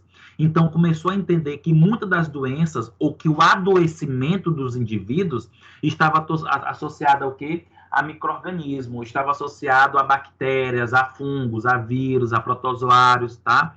E aí, em 1843 e 1910, que é basicamente aí a sobrevida de Robert Koch, Esse Robert Koch, gente, ele começou a descobrir alguns micro-organismos, como, por exemplo, o micro-organismo que causa a hanseníase, tá? É tanto que pode dar o nome aí de bacilo de Koch, tá? Consequentemente, ele também, né, o Robert Koch descobriu uma bactéria específica que causava uma determinada doença, que é o famoso anthrax, tá? Inclusive, turma, o anthrax é uma bactéria altamente letal, tá? Que geralmente tem como transmissão, um dos mecanismos de transmissão é a inalação desse anthrax, tá?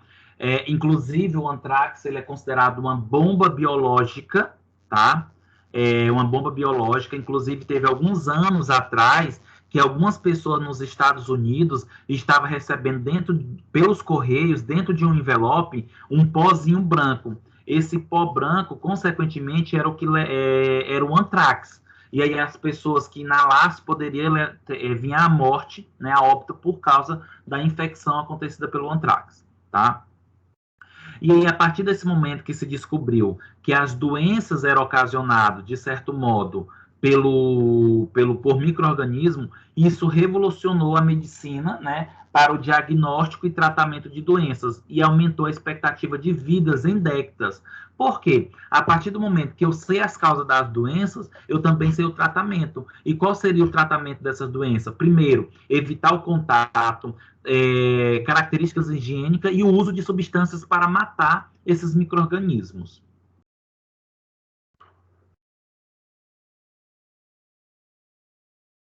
E aí, turma, consequentemente, nós temos aí a idade de ouro da microbiologia.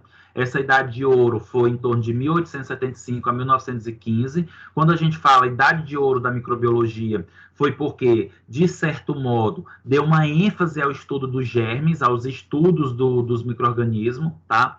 E aí começou a desenvolver e a criar estabelecimentos de microbiologia como ciência. Então, foram criados laboratórios para estudar micro-organismo, tá? E aí começou a ter a descoberta de micro-organismo, e aí observou que existia, por exemplo, micro-organismo que tinha importância para a ciclagem de nutrientes, principalmente do solo, que nós aí chamamos de ecologia microbiana, tá? Como, por exemplo, carbono, nitrogênio, enxofre, fosfato, tá? Essa idade do ouro começou a se estudar também as vacinas, porque se entendia que alguns micro-organismos induziam a produção de anticorpos, e esses anticorpos poderiam proteger as pessoas, tá? Começou o estudo aí da imunologia, que envolve vacinas, imunoglobulina, anticorpos monoclonais, que é direcionados para um tipo de doença. Nessa idade de ouro da microbiologia, nós podemos citar também, gente, o foco da indústria, né, farmacêutica em si, principalmente aquelas associadas ao desenvolvimento de drogas, de antibióticos, de alimentos. E aí eu destaco para vocês aqui o Alexander Fleming, né? Que o Alexander Fleming, de certo modo, tem um ponto importantíssimo, porque foi ele que desenvolveu aí o primeiro antibiótico em si, que é a penicilina. Aí entrou o estudo da virologia, porque percebeu que, além das bactérias, existia também outros seres, que eram os vírus, que tinham características totalmente diferentes das bactérias. Então, precisava ter um ramo que estudasse só os vírus, né? Que aí veio a virologia. E 1970, ou seja, gente, olha só, evoluindo cada vez mais, né? Em 1970, começou aí o estudo da biologia molecular. E aí, quando a gente fala nessa biologia molecular, nós estamos nos referindo ao estudo, literalmente, da genética bacteriana, da genética desses micro-organismos, dos processos de identificação desses micro-organismos, tá? Então, aí teve um mapeamento do micro-organismo, recombinação em engenharia genética, se teria resistência, modificação genética desses micro-organismos.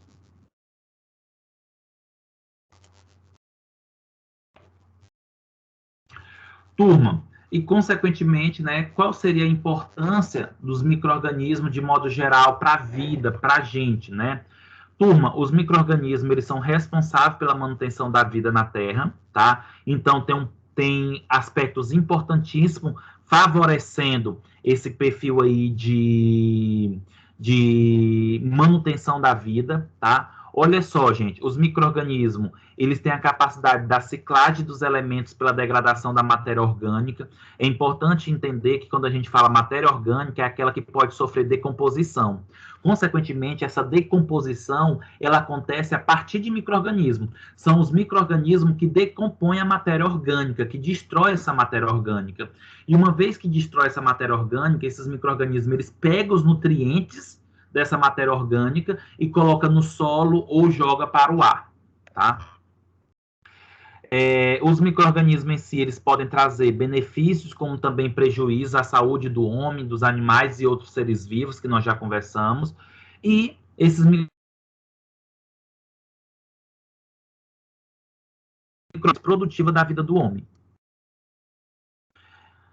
E aí, além disso, né, falando um pouco mais, né, por que se estudar microbiologia, que foi aquela pergunta inicial que eu falei para vocês, porque são importantes para os animais, plantas e saúde do homem, são fonte de alimentos, importantes na produção de alimentos, importantes na reciclagem de resíduos, são úteis na produção de antibiótico, vacina, são importantes na aplicação da engenharia genética, do DNA recombinante, na terapia gênica e muito mais, tá?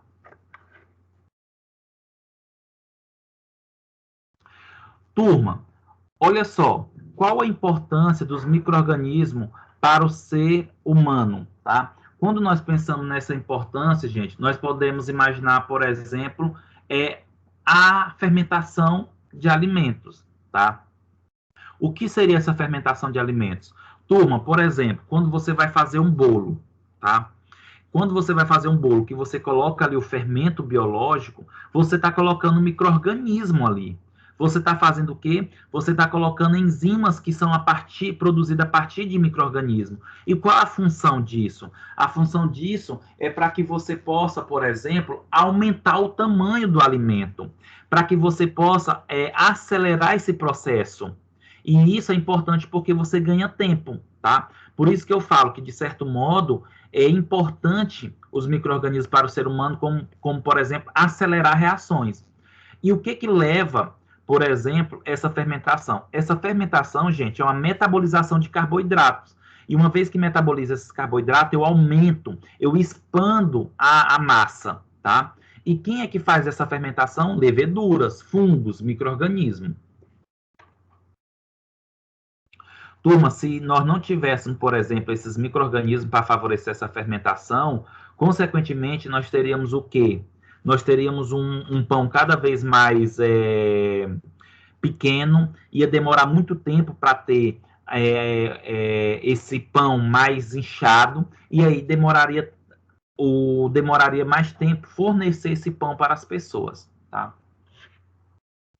Outro ponto também associado a isso, gente, por exemplo, alguns alimentos, eles só são possíveis existir a partir de micro-organismos. Um exemplo bem clássico, turma, queijos e iogurte. Quando nós comemos um queijo, ou quando nós tomamos um iogurte, entenda, aquilo dali passou por fermentação. Aquilo dali passou, gente, pela presença de micro-organismo. Se não tivesse o micro-organismo, consequentemente não tinha sido produzido o queijo, não tinha sido produzido o iogurte, tá? Olha só, gente, o queijo, o que é o queijo? O queijo, ele é o leite, o calor, enzimas, bactérias ou fungos. Então, quando eu vou fazer um queijo, eu preciso do leite, eu preciso de temperatura, eu preciso de enzima e eu preciso de bactérias ou fungos. Para formar o que, gente? O queijo. Para dar a estrutura do queijo.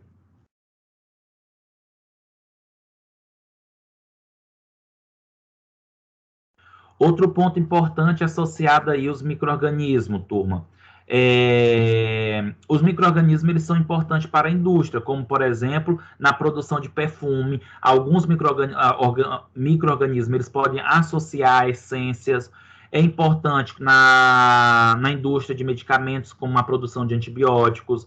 Os micro-organismos, gente, eles são degradadores de matéria orgânica, né? Então, são usados ali na indústria do couro, na indústria de tecido, né? Na indústria do linho, tá? Porque ajuda na degradação da pectina, que liga as fibras de celulose. Na indústria do papel, tá? Porque ajuda aí as enzimas para gerar o amido. Então, existem vários pontos importantes associados aqui à indústria. Turma, outro exemplo, na clínica médica, né, na medicina, qual a importância aí, por exemplo, dos micro-organismos? Gente, olha só, usado como modelos, né, como processos vitais, graças às suas semelhanças com células de outro micro-organismo. Exemplo, a engenharia genética na produção de medicamentos como a insulina. Turma, a insulina, né, então, por exemplo, quando você tem um conhecido ou quando você sabe que alguém vai ter que tomar insulina para o diabetes, aquela insulina ali, possivelmente, ela veio a partir de um desenvolvimento da engenharia genética. O que foi que aconteceu? Foi induzido uma bactéria a produzir a insulina, tá? Então, aquela insulina ali, ela pode ter sido produzida a partir de bactérias, que foi solicitado, que foi inserido o gene de produção da insulina nessa bactéria.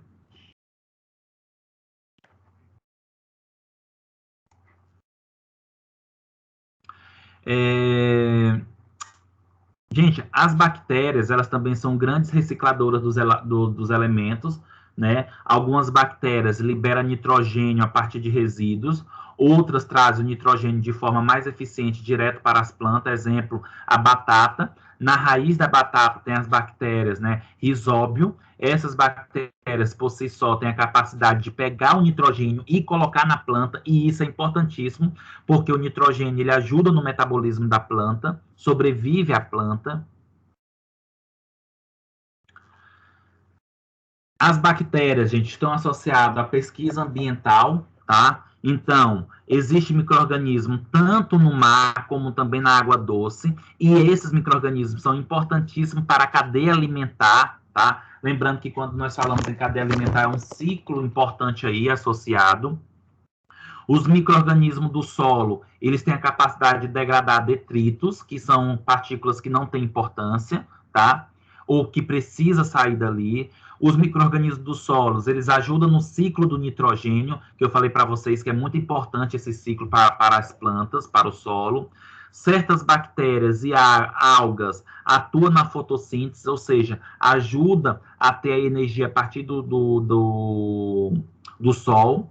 Alguns micro-organismos atuam internamente em homens, animais e insetos, né? E esses micro-organismos que atuam internamente, por exemplo, no nosso corpo, nos animais ou no inseto, eles ajudam na metabolização, na absorção de substância, na degradação de substância, tá? Turma, por exemplo,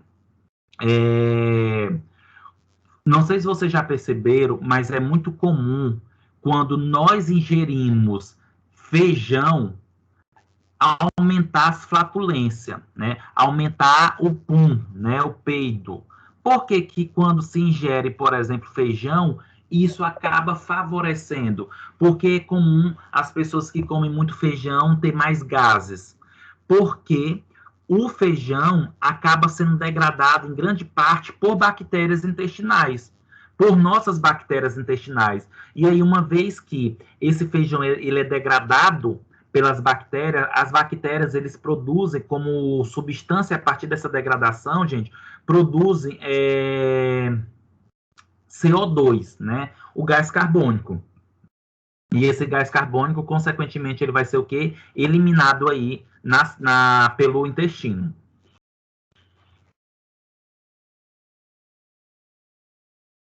Turma, os micro-organismos, eles têm importância, né? O seu conhecimento, o seu entendimento, porque eles podem causar doenças, tá? E, consequentemente, isso é um desafio. E nós temos várias doenças associadas aí a micro-organismos, como, por exemplo, o pé de atleta, né? Ou a frieira, que é ocasionado por fungo. Nós temos doenças como a peste, catapora, a febre tifoide, a sífilis, a AIDS, que tudo estão associados aí a micro-organismos. Isso daqui são exemplos, tá, turma? Tem milhões de outras doenças, como hanseníase, tuberculose, a Covid-19, a febre amarela, tá? A difteria, a salmonelose, as eumintose, as protozooses, doença de Chaga, a leishmaniose, a elefantíase, o amarelidão. São várias doenças ocasionadas por micro-organismos.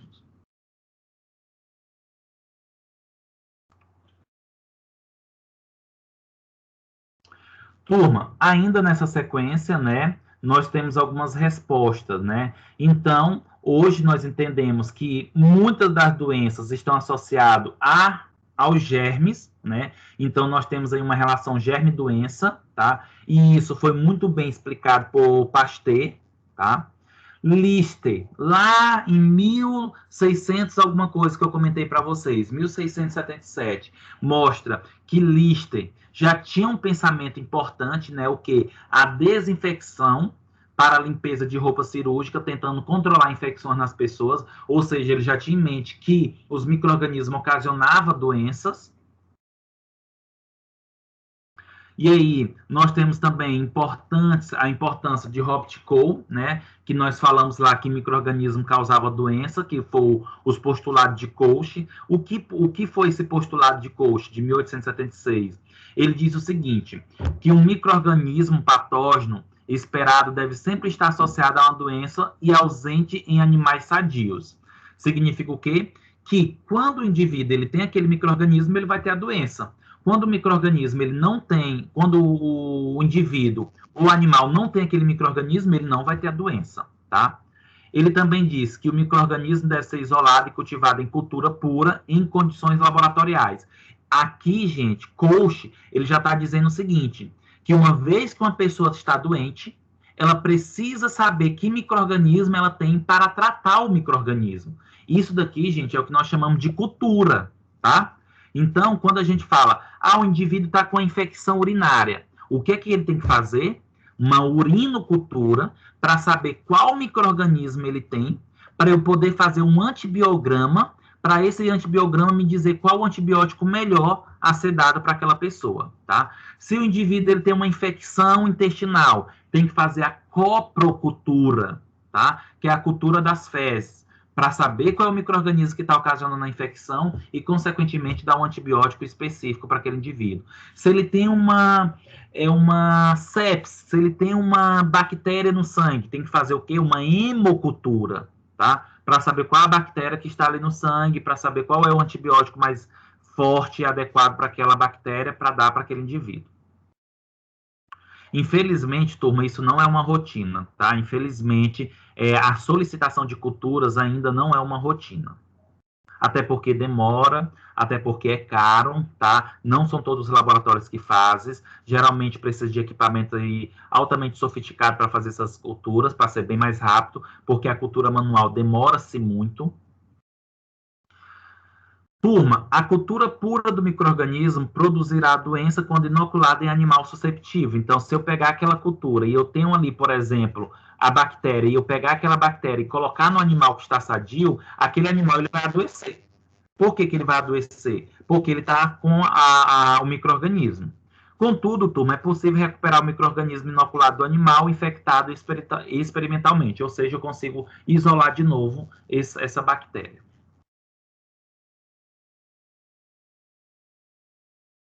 Gente, e qual o futuro da microbiologia, tá? Consequentemente, o futuro da microbiologia na área médica vai ajudar aí a ter problema, vai ajudar a gente resolver doenças emergentes. Quando a gente fala doenças emergentes, nós estamos associando aí a doenças que surgem. E um exemplo bem clássico, gente, é a evolução na microbiologia fez com que nós tivéssemos vacina mais rapidamente para a Covid-19. A evolução na microbiologia fez com que a gente identificasse rapidamente o vírus, que poderia levar anos, se nós não fôssemos tão evoluídos, a descobrir que tipo de micro-organismo estava ocasionando a doença, tá? E outros aspectos. O futuro da microbiologia está associado a novos micro-organismos que vão surgir, ao reaparecimento de doenças, né? Nós temos doenças aí, turma, que aparentemente estavam sumidas e essas doenças surgiram, tá? Nós temos aí a biotecnologia e a bioengenharia, ok? A bioinformática e, consequentemente, entender sobre microbiologia, eu posso usar ao meu favor na indústria ambiental, nos processos industriais, na indústria de alimentos, na indústria medicamentosa.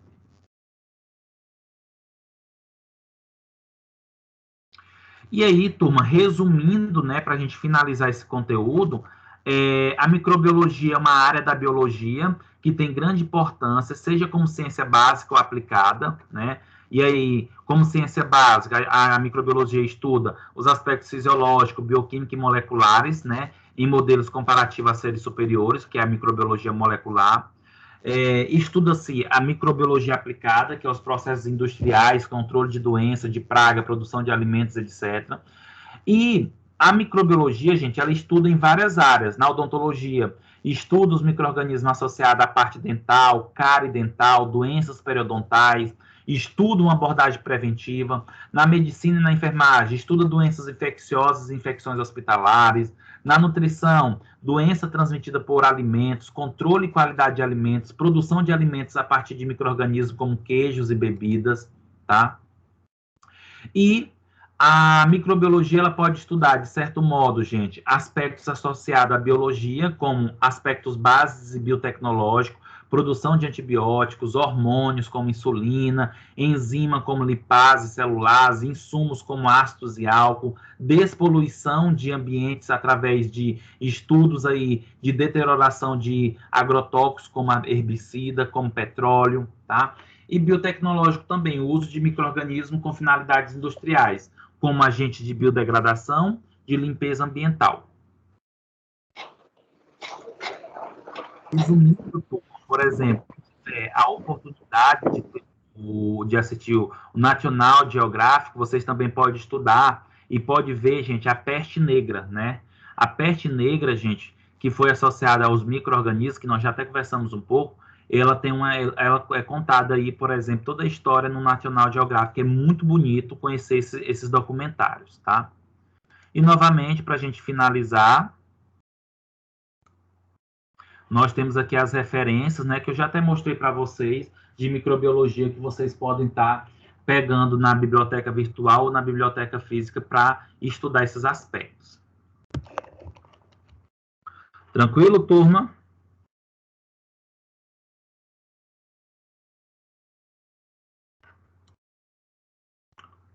Alguma pergunta, algum comentário?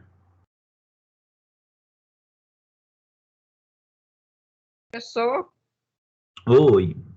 aproveitando a oportunidade, sobre os nomes, muita gente, né? Eu fiquei de fora porque muita gente, né? Quando eu cheguei para botar o nome, para aula prática, né? Sim. Mas você é meu professor. Aí, assim, você tem muito aluno, né? Na verdade, eu não tenho. E isso está sendo um problema na turma, porque os alunos não estão entrando no portal e, consequentemente, não estão verificando qual é a turma que estão. Gente, observam só. Eu vou ser muito sincero com vocês. Eu não vejo, tá? A confusão acontecendo no dia da prática. Olha só, nesse momento, eu tenho 47 alunos na aula online. No grupo tem 130 alunos. Se na aula online não está aparecendo os 130 alunos, na prática que não vai aparecer mesmo. Outro ponto, no meu portal, gente, só tem 80 alunos. Ou seja, tem aí quase 60 alunos, 50 alunos que não estão no meu portal. Esses alunos não vão poder fazer a minha prática. Aí o que é que eu vou fazer? Eu vou mandar a foto dos alunos que estão matriculados e esses alunos vão para a aula. Os outros não vão poder ir para a aula, tá? Ah, assim fica bem melhor mesmo. Gente, e venhamos e convenhamos. Professor, você já fez a lista da aula? A lista está lá no grupo. Só que essa lista ela não vai valer. Ela vai valer a partir do momento que eu mandar para vocês a relação das turmas. Que eu vou fazer isso, gente, na sexta-feira, porque eu estou dando um tempinho a mais para que alguns alunos que foram matriculados entrem no portal. Entendeu? Mas o que eu quero que vocês entendam gente, qual a justificativa do aluno ele ir para a aula prática e não entrar na aula online? Porque eu sei que tem muitos alunos que estão aqui, dos 47, tem um monte de aluno que está aqui que nem está presente na aula, só entraram.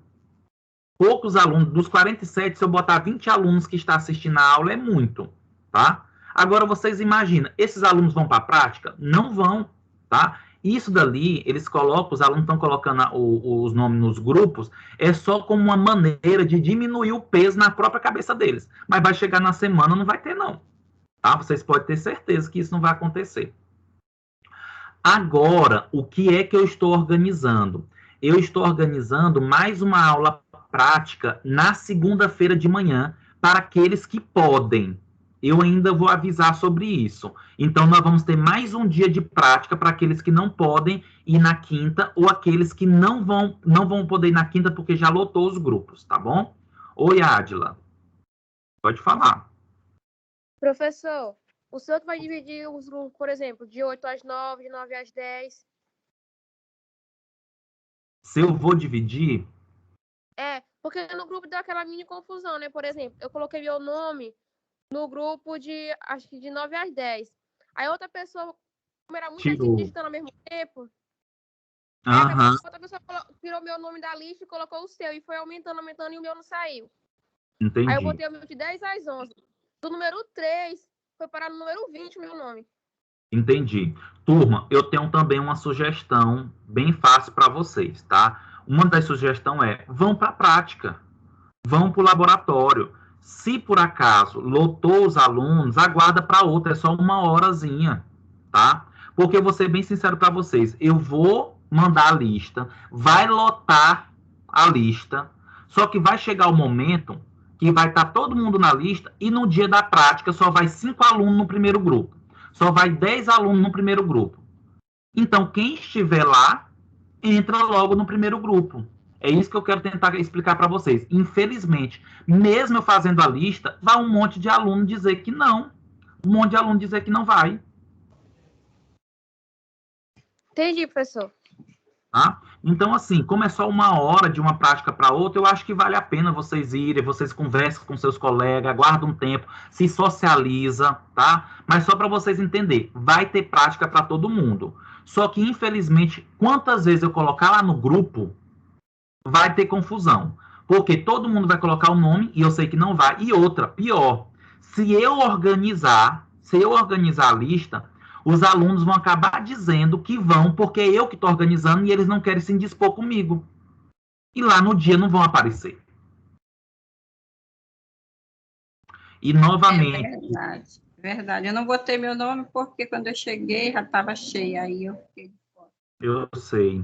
Gente, e outro ponto importante, por favor, entre no portal de vocês e veja quem é o professor. Eu não tenho 130 alunos.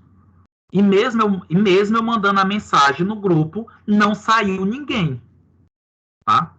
Então fica inviável. Eu não posso ter esse controle.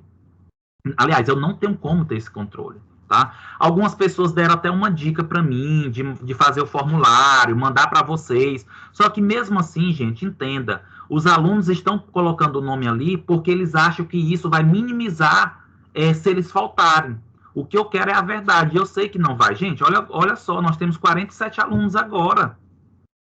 Se você for pegar aquela lista, tem 80 pessoas na lista. Como é que essas pessoas não estão online, mas vão para a prática? Não vão, é certeza que não vão. Oi, Daline, pode falar. Professor, ia falar sobre essa lista, porque eu já fui olhar a lista já de noite, né? Aí aconteceu durante o dia. Aí eu chego já em casa já de noitezinha, já umas 10 horas. Aí quando eu fui ver as mensagens no grupo, um monte de gente colocando que ia ter aula, só que eu não estava sabendo, aí me disseram que meu nome tinha ficado de fora. Sinceramente, eu nem me estressei com isso, porque eu fiquei pensando, rapaz, no dia da aula prática, eu vou aparecer lá, se o professor deixar eu entrar, tudo bem, porque é assim, que como eu vejo aqui no dia das aulas, são bem poucas pessoas realmente. Aí nesse grupo tem tanta gente que, sinceramente, eu não sei nem de onde surge. Mas, assim, a gente assiste aula aqui, aí no dia da aula prática, aí tem muita gente que ficou do lado de fora. Não, com certeza, é como estou falando, a única coisa que a gente não vai poder é arrumar confusão, não vou poder colocar mais do que é o limite dentro do laboratório, mas é aquela história que eu estou falando para vocês. Eu tenho certeza, gente, que não vai aparecer todos esses alunos. Eu acredito que o primeiro grupo vai sim ficar lotado, tá? Mas como eu falei para vocês, é uma hora de prática que rapidão passa e já vem um segundo grupo, tá? Então, a gente pode organizar de certa maneira. Por quê? Todas as maneiras que eu colocar ali, o pessoal vão dizer que vai fazer a prática, tá? E no final não vão. E professor? Oi, quem está falando? Micaele. E professor, é porque eu queria que o senhor desse uma adiantada no assunto da prática, porque como eu estou fazendo análise e eu estou fazendo justamente microbiologia agora, aí eu queria ver se era viável. Você entendeu? Porque eu já estou tendo prática de microbiologia toda tarde. Aí, se fosse uma coisa que eu já vi, eu acho que não teria por que eu ir para ser mais pessoas. Ingrid, com certeza você já viu, porque eu tenho... Não é Ingrid não, professora, Micaele. Micaela, desculpa, com certeza você já viu. Eu não vou poder fugir da base. Porque você no caso, vai ser o quê, sua prática? Vai ser microscopia e meio de cultura. Então, então não tem como, porque você já está fazendo a prática para adiantar. Eu não posso falar sobre diagnóstico de doença se eu não falar sobre meio de cultura para eles. Sim. Tá? Então, assim, se você acha que você já sabe sobre isso, você não tem necessidade de ir, já que você à tarde está fazendo, né? Pelo teu estágio, por outra disciplina, tá bom? Tá bom. Olha aí, isso daí é uma consciência, tá, turma? Isso é uma consciência, ok? Ingrid, você levantou a mão e baixou. Você gostaria de falar novamente? Oi, professor, bom dia. Bom dia.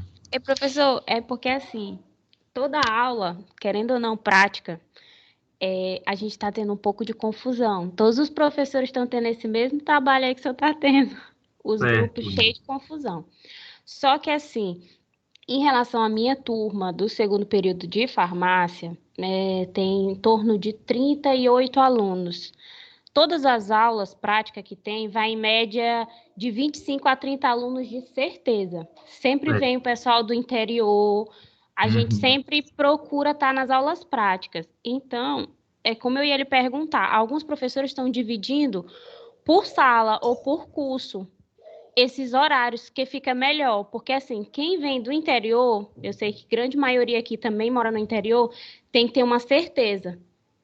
Sim, sim. De horário, de tudo, entendeu? Então, assim, se fosse para priorizar, priorizaria as pessoas que vêm do interior, porque a gente que mora aqui em São Luís, alguns trabalham, mas a gente tem mais facilidade de ir para a aula do que as pessoas que moram no interior. Entendi. Por isso que eu vou dar mais uma sugestão de dia, tá? Eu vou colocar no grupo mais uma segunda-feira. Aí, por exemplo, Ingrid, se tua turma não tivesse aula na segunda-feira de manhã, que eu não sei, a gente poderia marcar a tua turma toda na segunda-feira de manhã. Ah, pois eu ia adorar, eu vou conversar com eles, que não tem aula, realmente. Pode marcar, professor. É melhor. Segunda-feira. Professor, eu sou da turma de farmácia, mas para mim não vai dar na segunda-feira, porque depois da sua aula do dia 23, eu já vou estar voltando para o interior, entendeu? Porque eu tô aqui ainda só por conta da sua aula. Entendi. Aí, como é para ser dia 23, aí para mim não dá na segunda-feira. Tranquilo. Só dá para ser no dia 23. Turma, então vou fazer o seguinte, eu vou tentar já marcar a aula para segunda-feira de manhã. Se eu conseguir marcar ainda hoje, ou até amanhã, eu já dou uma posição. Pode ser? Aí, segunda-feira de manhã... Pode ser, mas eu sou da turma de farmácia, dessa mesma que a Ingrid está dizendo que ela quer encaixar a nossa turma na segunda-feira.